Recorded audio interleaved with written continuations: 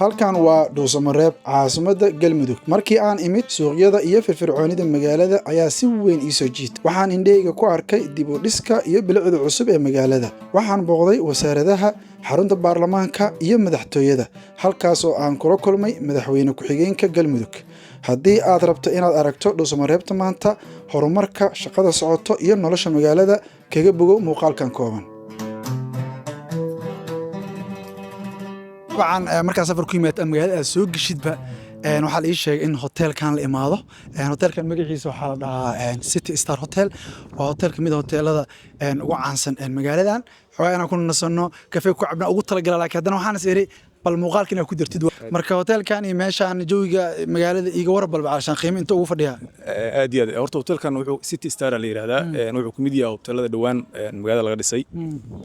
hadaan qaldan 25 November madaxweynaha Galmudug waxa xarig jiray wuxuu kamid yahay hoteelada magaalada ugu casrisan oo ganacsatada reer Dhuusamareeb ay ku soo kordhiyeen magaalada wuxuuna qayb ka yahay yani horumarada ka socda magaalada waa dareemi kartid hotel intaan la eg in maaragtay magaalada laga dhiso magaalada laftirkeeda yani dhaqaalaheeda iyo quruxda magaalada bilicda sare u qaadaya marka waa hotel kaliya mas waxyaabo kale la socday sida maqaayad oo kale iyo baaro maxaa la socday kafee iyo waxyaabo hotelka gudaha wuxuu ku leeyahay maqaayado cafeteria waaweyn oo dhowr xabaa iyo qaybihi la seexanayay banaankan hadda waa aragtaa garaniska yani sidii yihiin iyo maqaayad banaanka iyo waxa badan u leeyahay marka waa soo dhaweynaa maxamed aad u maasantahay kulleeto magaalada hore oo sii galaa inaan inta ku dheeraado mar laakiin waxa jeclaystaa saxaabteeda inaan tusiyo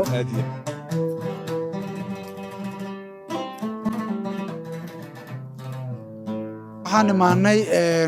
suuq kamid ah suuqyada Dhuusamareeb suuqa macaan ku yahay شعيب سوقانو وسوق وين مقالة عاصمة الجلمدوج Dhuusamareeb waxaa lagu kala iibiyaa badeecadaha kala duwan sida arkaysid dukaamo sidoo kale waxa ku yaala dukaamo kala duwan suuqyada ku yaala ma sha Allah walaal ma aad u qurux badan yahay dhulku waa arkaysa aad u nadiif yahay sida qaab casriyeysan meesha u jeedna dahabkii aan u jeednaa hadda inta in lagu gado xagga alaabtii guryaha iyo jikada u jeednaa inta shoppingka caadiga u jeednaa oo waxyaabo essentialka guri looga baahnaa harqaamihii عشان واحد كستا أنت سكوك أنت أنكو أعلن ماله محمد هذا واحد كسب بحنا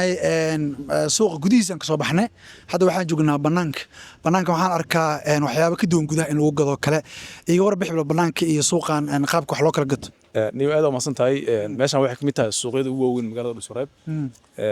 سيدا ظهروا شكتب يعني جديد كسب بحنا هذا بنانك جوجنا ماشان وحلو جدا على بيض يعني عادي جوجها اللي جنبه هي سيدا كدريمي سيدا لابتي مع عنتي أطلع بورسوينكii ayaa la dharkii dumarka lagu gadaa yani waxay kamid tahay yani meelaha ugu weyn oo magaalada yani suuqa marka la fiirshay yani maciishada badeecada magaalada tal harqaamadii ku yaala dharka lagu tiri jiray marka waa arwooyin oo ku yaalaan dharkii lagu gaday sida عشان suuqan waxa aran inuu weyn yahay hatta ila luuqadkaas hatta uu sii jiro aad u weyn yahay waliba intaan lama ka suuqu ilaa gadaal uu sii jiraa macna xaga kaliya maahan waa adigu wuxuu leeyahay dhul aad u weyn marka suuq ugu weyn magaalada horteeda hadda waxaan ka arkaa meel oo skin care lagu sameeyo marka hadda meeshaan aan galeynaa ganacsigan aan fiirinaynaa ma sha Allah hayo walaasha magaca Faiso Nur Ahmed Faiso ma sha Allah ganacsigan wuxuu kamid yahay ganacsiyada inta meesha maray indhayga soo jiitay ganacsi aad u qurxana meeshaan ku leedahay maxaa ku gadaa waxaa ku gadaa skin care-ka qalabka gabdhaha ugu badan barafuumada saacadaha adiga fashion-ka haba u badnaato wixii oo shopping ah skin care-kuna kamid yahay ma sha Allah meeshaada magaceed Radal skin care ganacsiga sidoo ku yahay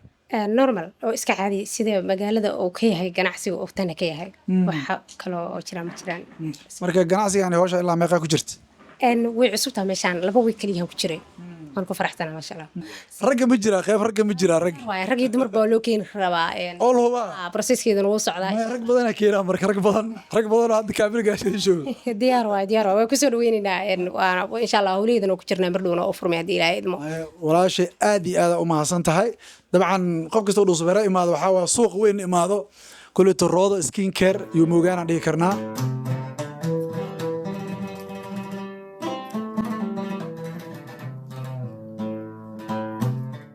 فرحان سودو شعيب سودو Galmudug soo dhawaaw waxaan taaganahay bartamaha magaalada Dhuusamareeb ee caasimadda Galmudug masaajidkan sida arkaysaa waa masaajid in muddo ah ayuu ku yaalay oo ku faraxsanahay inaad Dhuusamareeb nagu soo booqatid masaajidka wuxuu ku yaalaa miyaa marka dhex bartamaha Dhuusamareeb bartamaha Dhuusamareeb ku yaala wax ka badan hal sano ayuu meeshan ka dhisan yahay oo dib u casriyeyn lagu sameeyay marka masaajidkan kaliya baa ku yaala Dhuusamareeb mise masaajid kalena ku yaalaan iyagana ku geenaynaa masaajid badan ku yaala ilaa iyo xaafadaha dhammaan masaajidyo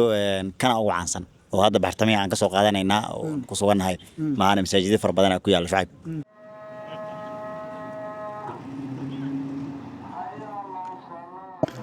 muuqaalkeenna maalintii kuwaad waa ii suurtagali weysay in aan magaalada si fiican u duubo oo qoraxda ayaa igu dhacday laakiin nasiib wanaag maalintii labaad markii aan soo kacay ayaa waxaan la kulmay dhamaystirka laamigii ugu weynaa Dhuusamareeb oo in muddo ah la soo diyaarinaya dhamaystirkiisa ayaan la kulmay wallaahi waxaa maaragtay cajiib ah alashaan maanta inaan anigii aan ku soo aaday ma ogeen hadda maanta in laamigiisa toos loo bilaabay koleta awood u wada jeedin maanta si toos loo bilaabay laamigii gudoomiye magaalada dhan meedii waa wada joogaan shaqo taariikha waa shaqadan meesha ka socoto marka aniga inaan maanta aan qayb ka ahay oo aan joogo aad ugu faraxsanahay hawsha laamiga aad u kala socotaa si fiican laamigan ilaa intee la raba in la geeyo horta laamigan sida caadiga waa magaalada dhexdeeda wuxuu yani hormuud u yahay laamiyo kale oo dhowr iyo 10 gaari magaalada la raba in laga sameeyo kana waa main roadkii highway-gii magaalada dhex maraysay marka saaka la bilaabo si fiican marka magaalada dhan oo dhex maraa gees miya waa magaalada control labada control macna dhul aad dheer waayo oo dhul aad weyn oo la raba yani laamiga marka waa u jeednaa hadda inuu bilowday isla maanta ma dhameynaa leedahay sidee ilaa inta la geer rabaa horta laamiga hadda ma bilaabana hore yani dhulka la soo dhisay drainage-ka iyo biyo mareenada la soo dhisay marka hore waa la duugay kadib laamiga la saaraa saa meesha arkagtay koolaa markii hore la mariyay oo kadib la rabo laamiga jaag in lagu sii daayo oo hadda bilowday saa aragtid marka yani waa hawl noocaas daba socto waaye wax maalin iyo laba maalin iyo bil lagu soo gabagabay kara ma waxaa la rabaa long term ما هو هوشان هذا ولا عجب ولا هو هذا قروح بدن ومدلر وعاصمة أوبا هنا دين لا قبتيات طبعا والله وكفر حسنا ما تينا أنا حاضر وهاي هذا نوعان سوق قرني meelaha ugu waaweyn ee dhismaha ka socdo magaalada dhexbartankeeda maxamedow kulta magaalada intaan joogo waxaan ku arkay centraalka dhan in dhismooyin iyo projectyo ay ka socdaan hadda projectiga naga dambeeyo waa dhigi kara waa meel aad u weyn laakiin ma fahmin hawsha ka socoto wax hal iyo laba maxaa noo sharax bal shucuurta ma saddex meeshan horta waxa waaye biyaha magaalada mar wadan mara oo tog weyn ku yaala marka intii laamiga la iska saari lahaay waxaa aragtaa inay ka socoto shaqo fiican oo marka hore la diyaarinaya yani meeshii biyaha meeshii mari jirin in la dhiso si hadhow yani laamiga loo saaro biyihii meeshii mari jirin yani la carqaladeeno oo sidii u gudbaan oo si meeshaan drainage weyn iyo si u weyn ka banaan laga sameynaa kadib biyihii si aysan magaalada u dhibaateen waxaa arkaysaa yani biyuhu meesha ka baxayaan عشان مركي روب كدو فتهادي وحسا قبتين مياه يعني روب مركي دانو كل واحد يحط مجال بيوني فريستان مالك كده لكن هذا نظام عصري يمكن لو دسيو magaalada waxaan ku arkay tubooyin haamo dhinacyada kale laakiin inta god aad u weyn waay muxuu ugu duwan yahay meelaha kale biyaha loo sameeynaa meesha weyn waa maasanta meesha waxay ugu duwan tahay meeshan biyaha ugu badan mari jiray waa magaalada xaafadana biyaha tugaan ka soo qaadi jiray magaalada u dhex mari jiray waa sababta yani tugaan uu ama system uu yahay digniinada magaalada ka jiray waxaa kaloo jiray yani tubooyin iyo lagu talagalay korontada biyaha caadiga ah oo tubooyinka loo gudbiyo oo ayagana magaalada ka dhex jira sida caadigana yani main drainages iyo kuwo oo yarara jira oo main drainages marka kii ugu weynaa waa magaalada meesha dhan oo kala qaybinaysa biyaha oo wala xaafadahan dhinaca dayax biyaha ugu badan dhinaca ka yimaadaan magaalada godsaan ugu jirta marka وصابتي يعني قلت كل لو marka magaalada marka u fiirsado waxaan dareemaa in laami la saarayo in biyo la xalinayo adduunka in la jaan qaadayo reer Dhuusamareeb daatiin soo aragtay arrintan waa marka magaalada kamid tahay dawladdu yani galab ugu gaarsiisay deegaanada weliba madaxweynaha Axmed Kadir Qoor yani oo ku amaanayna yani in projectyaasha aynkaan oo kala yani deegaanka naga yimaadaan sida ka muuqatana yani magaaladii wax laga shaqeyn kari kaliya waxay lagu arki karo waaye markii socdo waa soo wada aragtay saaka xitaa laftirkeeda laamiga iyadoo la saarayo oo soo tusnay meelaha kale dhiman oo projectyaasha fiican ka socdaan oo gaarsiin doonaa insha Allah Janis waxaan u helay opportunity qaali ah in la kala tuso ama aan access u helo inaan booqdo xarumaha dowladda galmudug insha Allah xarumaha dhan wada booqan doonaa muuqaalkan waa soo gagaabi doonaa hadda xarunta ugu horeysa soo booqdo waa wasaaradda qorsheynta maalgashiga iyo horumarinta dhaqaalaha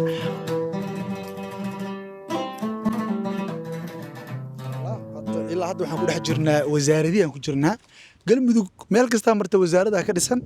tan hadda waa wasaaradda tamarta iyo khayraadka waxa waaye biyaha ee galmudug waaye marka intii wasaaradda aan gaari karno ilaa madaxtooyada aan geenaynaa soo socda soo dhaweynaa farxad inoo tahay inaan timaadid gaan waqti meel ma maasanta London niyo London ha waa markii ugu horreysay oo Sameera imaado shalay ugu horreysay shalay ugu joogo maanta wasaaradii aan dhex joogaa soo dhaweynta dadkaaga saas ku fahmeen soo ma sha Allah mujada galmudug horumarkeeda ma wax iska qarsoon maahan iska muuqdo every day maalin kaste ma garato marka wax iska qarsoon maahan horumarka iyo waxay ku tilaabsatay galmudug aad maarta loo yaqaana shalay maanta meesha joogtay maanta ma joogto maya ma zaid ku maasan tahay soo dhaweynta niyo dhawaanayna rasho wanaagsan baahanayda wasaaradda biyaha ka tirsanayo qayb ka ahay oo ku faraxsan inaad noo imaadaan waqashadeena waa soo dhaweynaynaa wasaaradda tamarta biyaha galmudug halkaan maartay fadhigeedu yahay xafiiska agaasimaha guud waaye howlo badan ka socdo tababarre iyo shaybaarre iyo qalab biyood iyo waxaa ka socda waa arki doontaan wasaaraddu waa wasaarad shaqaysa u shaqaysa dadka Soomaaliyeed gaar ahaan dadka reer galmudug doorka ugu weyn ee aan qaadanaa waxa weeye inaan ka xaqabtirno baahiyaha biyaha iyo tamarta bulshooyinka reer galmudug si korontadana u raqiisto oo koronto ku filan ay helaan biyuhuna ay noqdaan biyo qof walba oo access garay karo oo heli karo biyo dhan lama rabo biyo macaan fresh ah ku habboon cabista bini'aadamka iyo dadka inta ee yoolkeena higsigeena wasaaradda tamarta biyaha galmudug waxaan dhihi karnaa doorkeeda xagga biyaha iyo tamartaba dadaalo waaweyn oo hufan ay ka geysatay waana ku sii soconnaa inta badan oo baaqi ah dhameystiran aad u maasan tahay kulleeto adiga afa ku sheegay afkan waxa uu sharaxay dadkaanan aan meesha imaanin laakiin aniga shalay ilaa maanta joogay musqulaha atba ku dhaxlay aan waligeed ma ku fikirin waxyaabo badan aan arkay mafataa waxa sheegay in ruuyin anaa ogba heerka gaarteen warkii ma sha Allah tafsiir loo dhaqmo warkii ma sha Allah inta arkin inta soo sharaxay hawshaas tirada badan aad ugu maasantaa soo dhaweyntaadana mar kale kaga mahad celinaa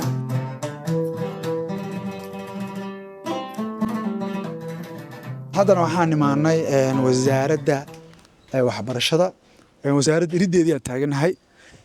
kulleeto waa meesha dhan waxbarashada looga arrimiyo wasaaradda si fiican loo diyaariyey waayo waxaa la yidhi aqoon la'aan waa iftiin la'aan waxbarashada haddaysan dowladnimada qayb ka noqonin dee dowlad ma jirayso dadku waa inay wax bartaan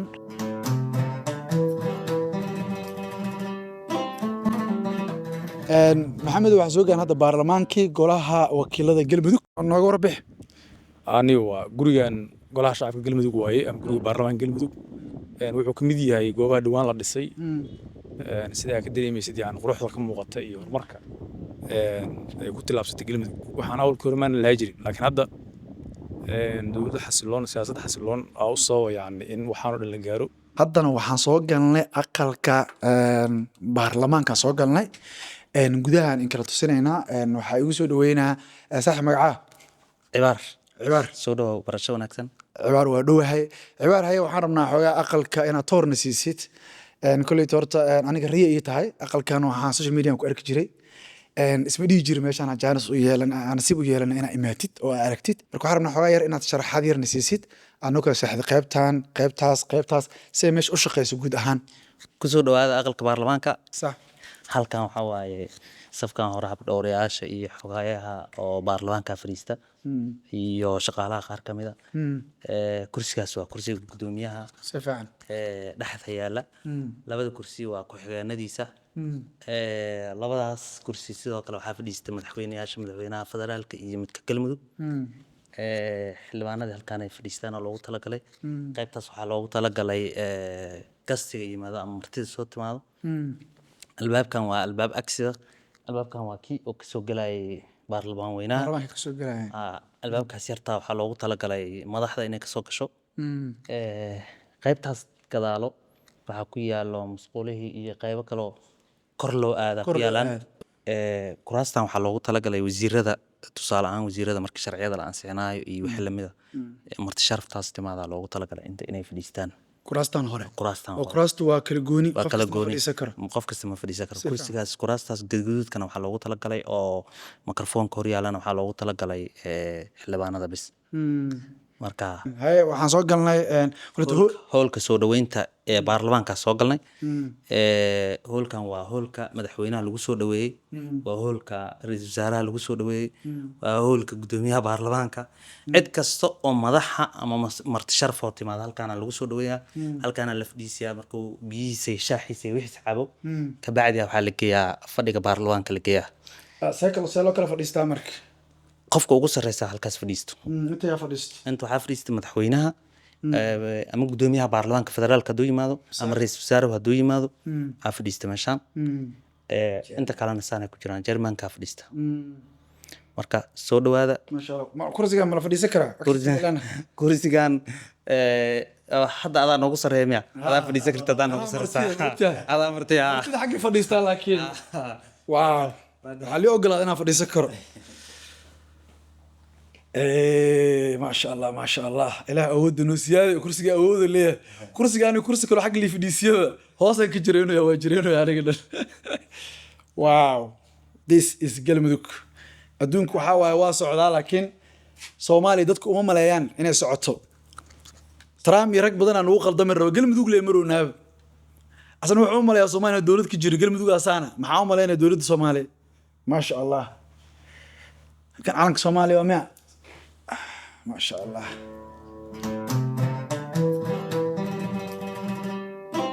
hadda waxaan soo gaaray oo aan dhex taaganahay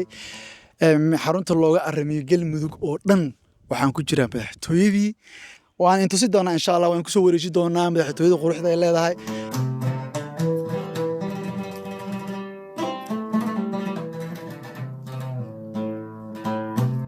waxaan sidoo kale aad uga mahadcelinaa sharafna ii ahayd sida madaxweyne ku-xigeenka galmudug oo igu soo dhaweeyey madaxtooyada waayahay soo dhawow mar labaad soo dhawow waa kaaga mahadcelinayaa booqashada galmudug soo booqatay warbixinta aad ka diyaarinayso mar labaad waa ka mahadcelinaynaa mar labaad soo dhawow calashaan waa dareemi kartiin hadda meeshaan aan maraa madaxdii galmudug meelay ku casriyeeyaan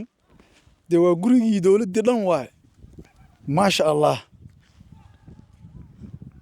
walaa aad ugu mahadsan yihiin dadkii ka dambeeyey in mataqaanaa ay suurta gasho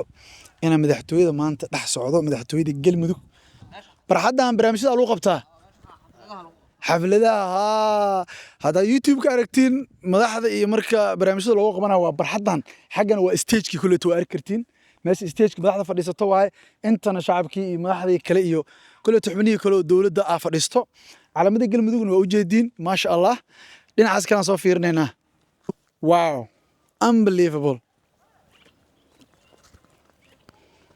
dhinaca dhan hadda aan marayno waa wada doog shimbiro bisaa dhawaaqa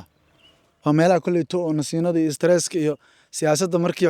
madaxda ku wareeraan ay ku nastaan u malaynaa waa duur caadi dhinacan laakiin meeshaan kolleyto hadda sidaan arkay meel kasta kaamera ku taalo amnigeeda aad uu sugan yahay aniga xataa ma u malaynaya hadda waa laga yaabaa inaad iska daawanaysid wax fudud u malaysid laakiin uqsuma bilaa ma fududo meesha inaad kaamera la imaato xataa ma fududo dhismooyinkan iga dambeeyo dhismahan waa xarunta shirarka dhismahaas kalena waa golaha kolleyta wasiirada madaxtooyada ay qayb ka yihiin madaxtooyada aad u weyn tahay haddaan iraado marba qaybaan ka hadlaa waxaa laga yaaba qoraxdan hadda waa ay sii dhace qaybtan qayb laba intaa isku arki doonno macsalaam